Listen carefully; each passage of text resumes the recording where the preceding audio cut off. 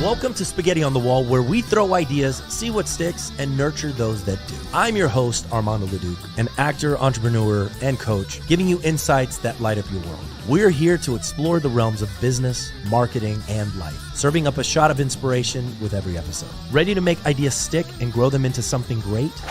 Let's dive in. Welcome to Spaghetti on the Wall. Today, I am stepping in for our wonderful host, Armando. But you guys aren't here to see me or Armando. We are here to have a great guest today. We've got someone who knows a thing or two about scaling big. We have Kyle Leavitt. Kyle's the CEO and co-founder of Customer Hub, which is a plug-and-play platform helping coaches, consultants, and creators turn their expertise into real scalable income. And you were also part of the early leadership team at Keep, which is really cool. It used to be called Infusionsoft. We're familiar with Keep here. You helped it grow to over $100 million in ARR, which is amazing. So Kyle, super glad to have you here, man. Welcome to the show. Thanks for having me. I'm really excited to hang out and chat for a little bit. Absolutely, dude. So I want to start with Keep. We had Keep for a while. Used it for a while. We moved on to a different CRM, but enjoyed working with Keep. You were part of their pretty quick growth, going from under $1 million to over $100 million. So yeah. Looking back, what was the biggest myth about scaling that you had to unlearn during your time at Keep, during that growth going so fast? That's a great question. I think honestly, the biggest myth that I've learned is that a lot of times as a product person, you are in build it mode, and you think, just build this thing, everyone needs it, and build it and they will come, the Field of Dreams line. Right. And that's a small part of the equation. A bigger part of the equation is about systems and people and having a vision that you can get people on board with, having, systems and processes in place that allow you to scale. You really have to get out of the way as the founder.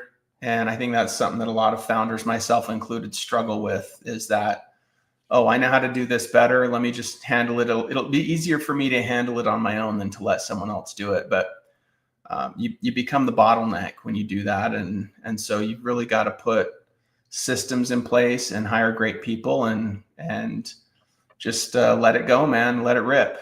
Yeah, that's funny. I've talked to a lot of entrepreneurs and people who started their own businesses, and I've asked that question of a lot of people, and those two words are the two words that I hear the most often. As far as the thing you have to learn is just to let go and let other people accomplish what they're capable of accomplishing. And that seems to be the biggest struggle for entrepreneurs. It's funny that's just kind of across the board what I hear. So you went from employee to entrepreneur because you jumped into building your own ventures after you left Keep.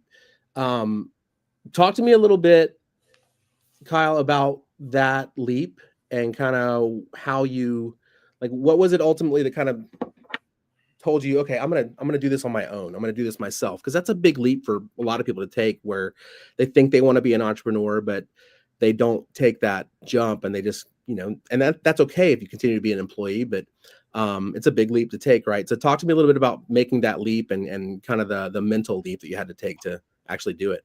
Yeah. I think it's different for everyone. For me, it was, I was hired as the first sort of full-time sales rep it was called Infusion Software and Consulting back in the day. I had just gotten into tech sales about a year before that. I was selling for a big company called Computer Associates.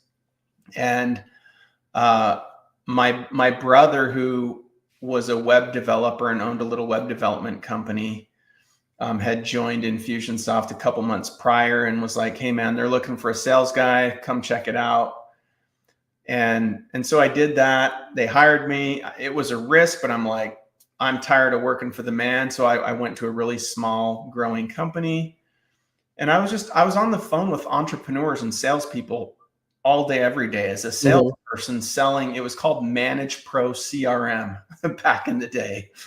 And I was talking to some of these, big internet marketer types back in, 2005, 6, 7, the Bill Glazer, Dan Kennedy world, Frank Kern and all of his followers. And these were the kind of people that were jumping on board with Infusionsoft back in the early day. And I was talking to them, understanding their businesses and just learning about entrepreneurship through my experiences interacting with all of these internet marketers as a salesperson. And really just kind of my eyes opened up to the possibilities and the, a lot of different thinking than I had been previously exposed to. Mm-hmm.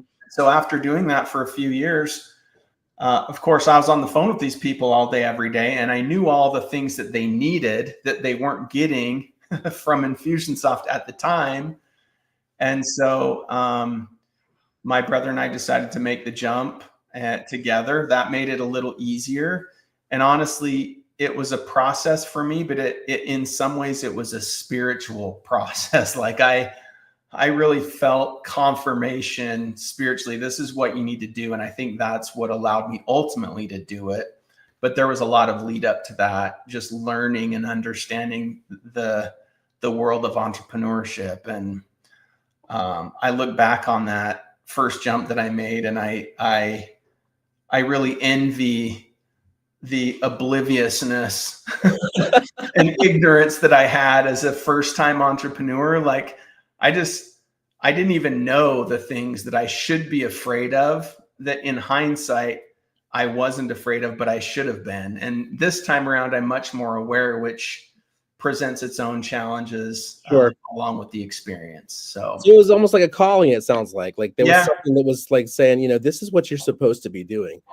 Yeah, it was funny. I was out with my wife around the time that I was like deep in consideration of this. And I had an experience where I was like, I got very clear. And I was like, I'm doing this. And she's like, I support you. And we drove home, and waiting in the driveway was my brother, who had had a similar experience that same night. And so like, that was just like, okay, this is The universe is trying to tell you something. Yeah, the universe is trying to like make it painfully obvious. This is what you need to do. And, he made the leap, and obviously it worked out great. But So not that that it was easy. That first venture, was that Customer Hub, the first leap, or was it not? Yeah, it was. We started a little consulting business. It was called Infused Systems. So we started off actually selling services, consulting and implementation services for Infusionsoft users, but we knew that we wanted to build a product. And so it was just a matter of kind of filling the coffers with some cash flow and revenues so we could take care of our families. And then it was all about building the product. And that's when we built Customer Hub. We launched the first version of it in early 2009, and the rest is sort of a long history from there. So we're going to get into a little bit of that history, because from what I understand, you co-found Customer Hub, I guess, with your brother, right? Yeah. You sold it, and then you bought it back. Yeah. So talk to me a little bit about that, and like kind of what's the moment where you kind of go, I think I can do this better now than I did when I started it. Like what's talk to me a little bit about that journey and buying your business back after you sell it. That's you don't hear about people doing that a lot. No, it's a pretty rare story. It's been a really interesting, mutually sort of symbiotic relationship that we've had with Infusionsoft over the years. And we knew that when we sold Customer Hub to Infusionsoft in 2011, we knew that we wanted to go start another business again at some point. Mm-hmm. And we had set up like some earnouts and stuff in our acquisition that we knew we were going to be there for a few years after it got purchased. Right. And then like a bunch of stuff happened in both of our lives personally, to where we ended up being there a lot longer than we originally anticipated. So we were there for 7 years, where we were kind of initially only planning on being there for a few. And in that process, I was operating in a product leadership role over there as a director of product, then a director of platform, then a VP of product. And so I learned a lot about just kind of the more systematic, formal way to manage and grow a software business at scale. We were obviously into the well over $100 million in revenue by that point in time. And I gained a lot of experience that gave me more confidence that I could grow my own business to a larger scale when I went out and did it in the future. And then over that 7 years, Infusionsoft's priorities changed. They sort of put Customer Hub on the shelf because it was an ancillary product, and their core product started to lose traction with new competitors jumping into the market like ActiveCampaign and ClickFunnels, and more recently, obviously, GHL. Right. A lot of competitors in the space now, but as they sort of refocused their resources and energy toward their core product, a lot of their ancillary stuff sort of fell by the wayside, and Customer Hub was one of those that just sort of got put on the shelf. And so we actually, we wanted to buy it back sooner than we did, but it took some time to get the deal through. Sure. And ultimately it wasn't about thinking, oh, we can do this better this time. It was more like we were really passionate about the space and the opportunity in the space in the coming years, with entrepreneurs everywhere, really people in corporate America with lots of expertise, just getting sick of the rat race, tired of working for the man, wanting to do their own thing. And we're like, man, there's a huge opportunity here with online education and where things are going. Customer Hub fits great. We can take this puppy, rehab it back into relevance, and build a really amazing, incredible business and serve this audience that we've always really been passionate about. Right.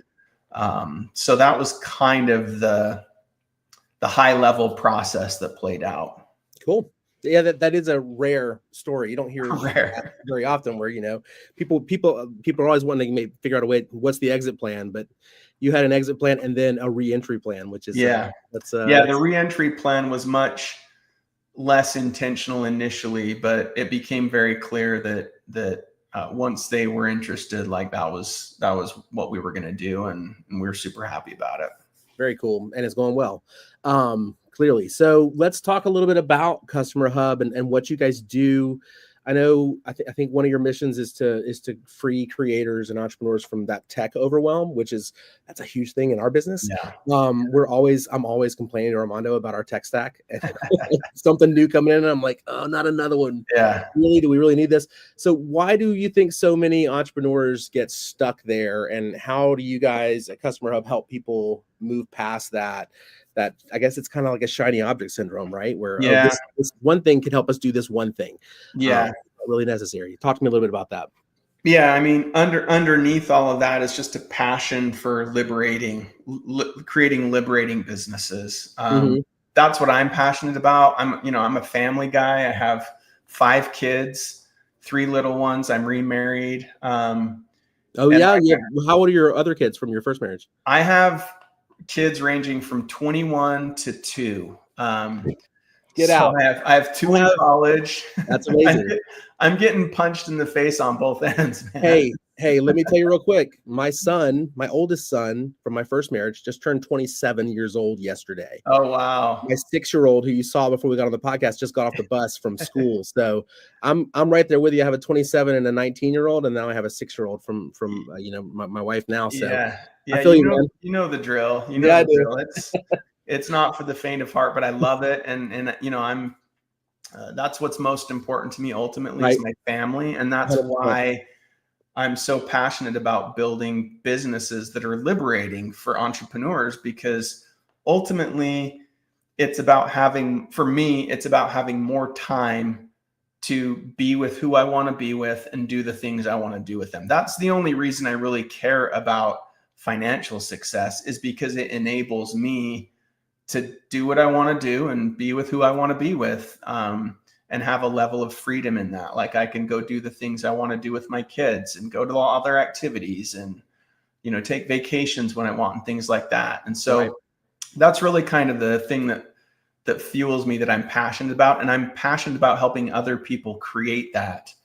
And there's really 2 ways we do that. Number one is you got to find a way to create a product. If you want to make that transition from trading time for money and creating more scalable business, you have to get out of the services game and you have to get into the product game.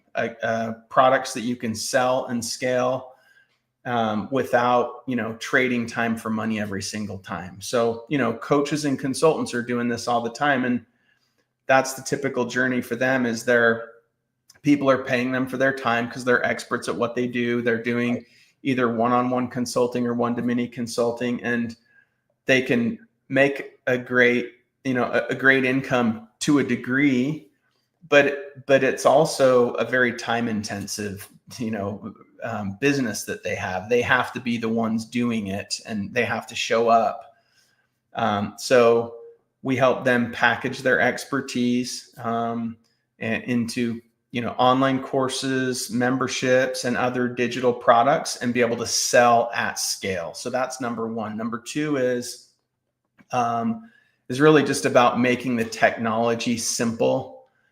I'm a big advocate of, even though it's kind of been against the grain, I'm a big advocate of simple software beats comprehensive software. Simple software that does the basics well, right? Beats comprehensive software that does all the bells and whistles. And that's how we built Customer Hub, and we built it in a plug and play way.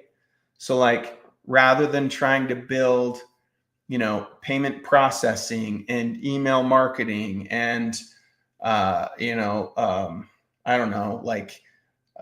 video editing and all these things that go along with building digital products, we do just the digital product storage and delivery.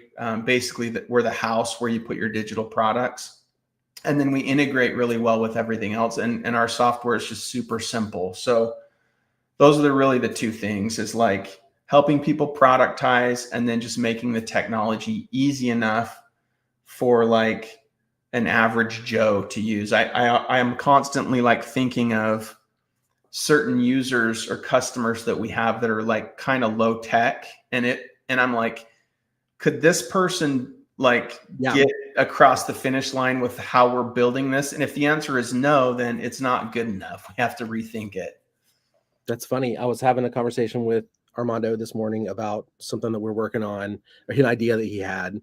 And he was explaining it to me, and I kept saying, I do not understand what you're talking about. I don't understand what you're talking about. I stopped him and I said, hey man, listen, if I can't understand what you're trying to get across to me, then clearly we have a lot to work on, because nobody else is going to understand this either. And he was like, you're right. You're absolutely right. That's why we're having these conversations. So I feel you there. That's really interesting. So you're taking the consulting angle, coaching angle, and productizing it, which is, there's a lot of people that have courses. There's so many courses out there. That's they're everywhere. You go on social media and they're being thrown at you right and left.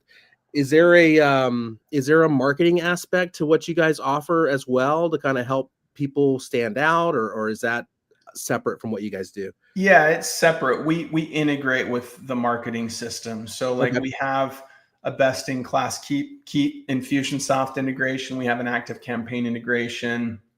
We're working on a GHL one, but we have Zapier, so you can kind of connect to pretty much anything through our Zapier connector.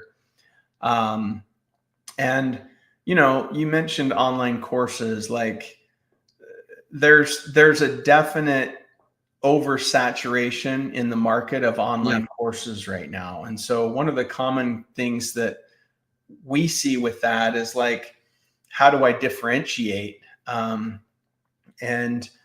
there's a lot going on there, but 5 or 10 years ago, you could roll out an online course and the bar was much lower, like in terms of like having your customers or your target audience like perceive that as valuable. Now it's like, knowledge is a commodity. They can go anywhere to learn anything. YouTube, ChatGPT, like the list goes on and on. So it's not really about knowledge moving forward. There are still experts, and we're really clear about wanting to support our creators and experts as the the source of truth in what they're teaching. They're not going to be replaced, but knowledge as a general rule is being more and more commoditized. And so it's more about building connection as we look forward, like what's really selling. Well, it's the courses that have communities built around them of people who are connecting and getting value from each other and having an experience together.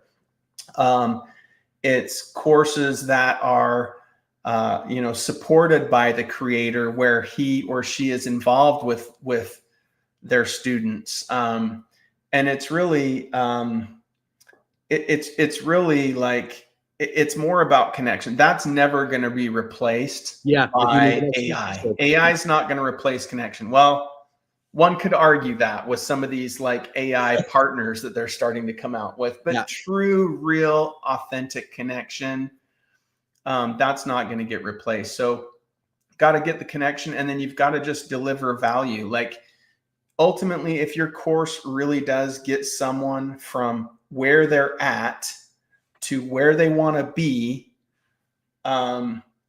they'll tell their friends about it, they'll refer it, and it will be a valuable offering that you'll be able to continue to grow. So you've got to actually deliver, not just roll out a course and sell it. For sure, 100%. Yeah, I mean, anybody can put a course out there, but you kind of ran through my last two questions just talking, which is great. So you guys you talk a lot about freedom and lifestyle flexibility, getting out of the time for money trap. Mm-hmm. How do you personally balance your ambition with enjoying your life outside of work, enjoying the time with your kids and enjoying your vacation time? How do you personally balance those two things? Man, it's a constant challenge. But some of the things that I do are, number one, I'm very intentional about what my actual most important priorities are. I have a personal vision poster that has probably 15 or 20 bullet points on it. That's like, this is what success looks like for me, ... And, a lot of those things are about my family and about my personal life, my friends and my relationships. And so when I'm thinking about my week, I try to organize and structure my week in a way that I'm blocking off time. Mm-hmm. If I don't block time off, my calendar just fills up. And so like, it's the working on the business versus working in the business piece. It's like, you got to get out in front of it. You got to block time off to spend time with family, go to lunch with your wife, do whatever it is, block off your kids' activities if you want to do those. That's what it is for me. It's just intentional planning, and being clear on what's really most important to me. I think that's what keeps me centered. I gotta get you. Have you met Armando? Have you guys met? Yeah, man. Yeah, we're in a mastermind together. Oh, which one? The Flight Club mastermind. Yeah. Yeah. I hear you saying that. And it's funny because I always give Armando shit because I see his calendar, like his personal calendar is shared with all of us. And he has the strangest stuff blocked out on his calendar. And I always make fun of, like, one of the things once a month, it says flip mattress on his calendar. And I'm always like, hey man, just flip mattress today. And I always give him shit about it. And he's like, man, if I do not put that on my calendar or anything else that's like that, I'm not going to do it. So I hear that from him as well. It's just a funny thing that we always give him. Yeah. I have a daily practice too. Like that really helps. If I don't spend 30 minutes right at the beginning of my day, like making a plan for the day, if I dive into work and just start checking my email, literally it's going to be like 3 p.m. and I'm like, oh crap, like where did my day go? So my email. Yeah, 100%. I can just spend all day putting out fires and handling stuff and managing people and doing all the things. And so it's that practice, daily practice of like, whoa, just stop, pause, think about and plan out your day. And align it with really the most important priorities, the big rocks. Otherwise, it just gets away from me every single time. So when you are thinking about what you're building now with Customer Hub, what's the bigger impact that you want to leave on the world of entrepreneurship? What's the legacy you're wanting to leave behind with this?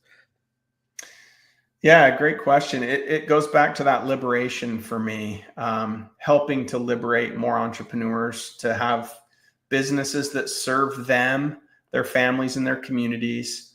There's a lot of stuff going on right now, and a lot of that is going to play into what we do. For example, we talked about online courses earlier.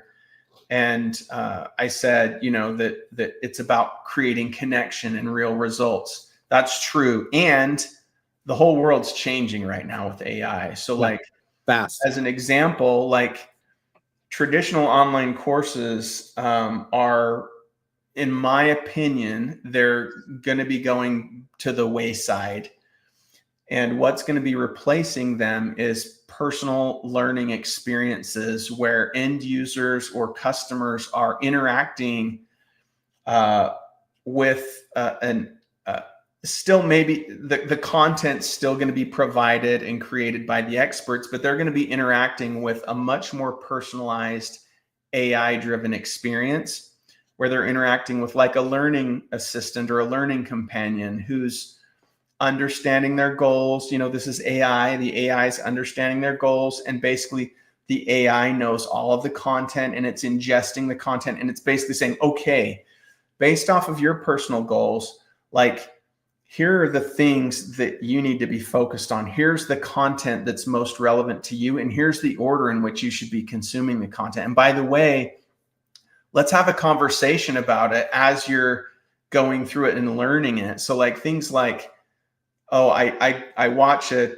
30-minute video and then I go take a quiz. Like, no, that 6 months from now or a year from now, people are going to be maybe watching a video, maybe having a conversation, and then the AI is going to be understanding whether they're grasping the content or not, and like serving up the next piece when they're ready for it. So it's going to be much more personalized learning experiences that are very individualized and goal driven for that learner. Have you seen any of that happening already, or is that just where you see it's going? I see it's going there, and we're building that right now at Customer Hub. So we have we're starting with an AI onboarding assistant is what we call it, and this is going to be initially focused on helping our customers to nail that initial impression with their customers, where the AI is learning their goals and serving up the right content.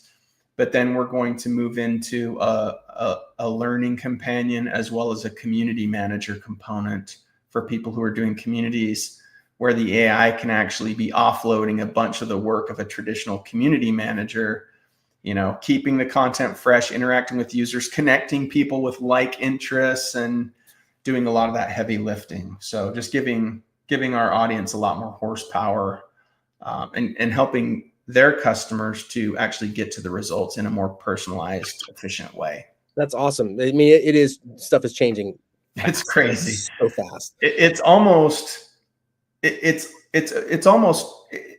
overwhelming. It's overwhelming to even keep up with the rate of innovation nowadays with AI. So yeah, do you think it's moving too fast in some cases, or is it just kind of is what it is and we just have to buckle up?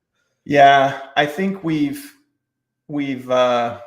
passed the point of escape velocity with AI. Like, yeah, 5 years ago, I think we could have potentially put some guardrails in if we decided that was the right thing to do. But the need for innovation and the race to win the AI war, if you will, or the AI race, that's really kind of trumped everything. And I think that's why the guardrails came off, and it's just sort of going crazy right now. Yeah. So I don't know, man. We might be, I'm not sure how it's going to play out, but I tend on the more optimistic side than pessimistic side with it. I do too. I mean, it's a tool. It's another tool. Yeah. It's going to make life better for us if we use it the right way. Right.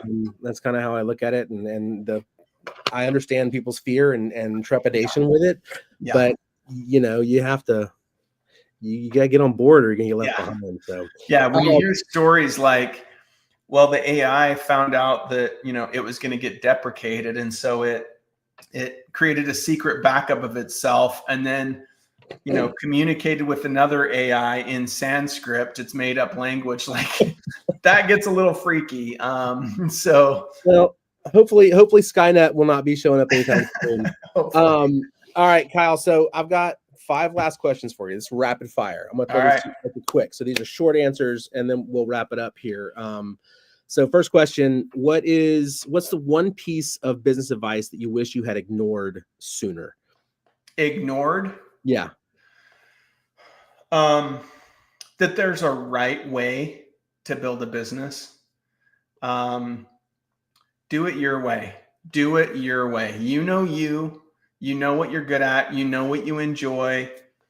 Don't try to fit into a mold. That's number one, probably, is just do it in the way that's comfortable for you and the way that works for you. And if there are people or customers or investors that are interested, but that don't align with you, then saying no is much better than saying yes and having a misalignment in that later on down the road. So do it your own way. I love it. Number 2, what is your go-to productivity hack when you're in a crunch? Whew. Oh boy, probably 15 minutes.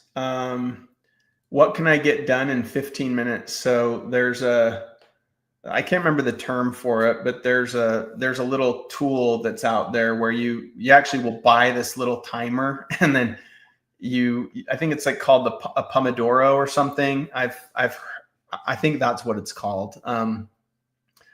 Just break everything down into 15-minute increments and like focus on what you can get done in the next 15 minutes. This? There it is right there. Is that what it's called? I don't know if it's called a Pomodoro, but mine's got I get 5 to 15, 30, 45, and 60. So if I turn it, it'll start a timer. Yeah, there you go. There you go. Do 45 or 15. So it's got a clock on it too. Yeah, time blocking is a big one. And turning everything off, putting everything on silent and shutting it all out. Okay, cool. Love that. I just did that for 9 days straight. I went off the grid for 9 days. No email, no social media. It was great. I needed it. Reset my brain. Yeah. If you were not building software, if you're not doing Customer Hub, what totally different career would you want to try? Maybe a musician. I was a wannabe, grunge rock and roll on a garage band kid in high school who had big aspirations, and we had a band. We had some success. We were getting played on the local radio, and then I went off and did a service mission for a couple of years, and my priorities sort of shifted. It just changed the game for me. But I love music. I love art. That's one of the reasons I love product and design, is because I'm artistic that way. So yeah, maybe a musician. What do you play? Just a little guitar. I sing and play the guitar. What was the band called? It was called Floor Ride. Okay. FLOOR space RIDE. This was back in the mid 90s. So unfortunately, our stuff's not up on Spotify or anything. But I can play it for you sometime. You have to email if you got anything digital. You have to email it to me, because that's my era, and that's my kind of music, man. Like, yeah, Pearl Jam, Nirvana, Soundgarden, all those guys. Those are my guys. So that was my upbringing right there. Grunge rock. Yeah, absolutely, love that stuff. Okay, what's the weirdest or most surprising course or membership that you've ever seen someone launch on Customer Hub? You don't have to name it, but just if you can describe it.